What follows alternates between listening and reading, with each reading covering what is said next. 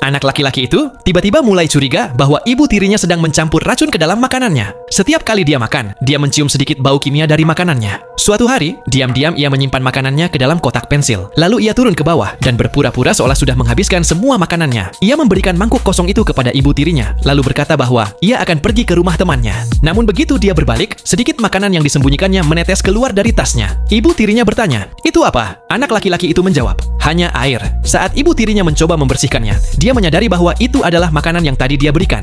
Kemudian, anak laki-laki itu meminta temannya untuk menguji makanan tersebut. Tapi temannya berpikir bahwa dia hanya terlalu curiga. Saat keduanya sedang berdebat, makanan itu jatuh dan rusak. Ketika pulang ke rumah, dia menolak makan apapun. Dia melihat ayahnya makan dengan lahap dan bahagia. Anak itu berkata kepada ayahnya, "Ayah, bagaimana kalau kita tukar steak kita? Bagian saya sepertinya berlemak." Ayahnya setuju, tetapi ibu tirinya sama sekali tidak menyukainya. Melihat ekspresi tidak puas di wajah ibu tirinya, kecurigaan anak laki-laki itu semakin besar.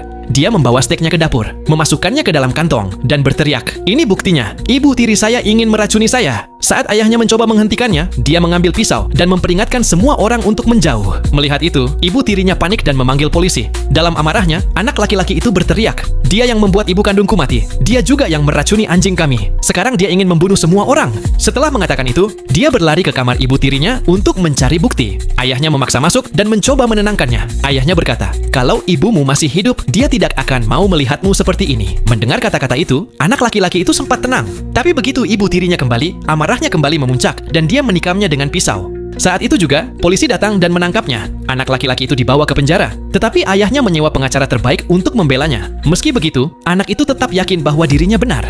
Dia teringat bahwa ketika ibunya sakit, ibu tirinya adalah perawat yang merawatnya. Namun, bukannya membaik, kondisi ibunya justru semakin parah hingga akhirnya meninggal. Anak laki-laki itu yakin bahwa kematian ibunya disebabkan oleh ibu tirinya. Setiap kali dia makan masakan ibu tirinya, perutnya terasa sakit. Tetapi para dokter tidak pernah menemukan apapun. Pengacaranya pun menyarankan agar dia menjalani evaluasi psikiater. Jika dia didiagnosis mengidap skizofrenia, dia bisa terhindar dari hukuman penjara. Demi keluarganya, anak itu akhirnya menyetujui saran tersebut. Hasil laporan menunjukkan bahwa dia memang menderita skizofrenia, dan dia kemudian dikirim ke rumah sakit jiwa. 6 bulan kemudian, ibu tirinya datang menjenguknya. Dia berkata, "Aku sudah memaafkanmu, lukaku sudah sembuh." Namun dia juga membawa kabar buruk. Ayahnya telah meninggal karena serangan jantung, dan kakak laki-lakinya kini mengalami sakit perut yang sama seperti yang dulu sering dialaminya. Mendengar itu, anak laki-laki itu marah besar dan mencoba menyerang ibu tirinya. Dia menuntut agar dibawa menemui kakaknya, tetapi petugas segera menyuntiknya dengan obat penenang agar dia tenang.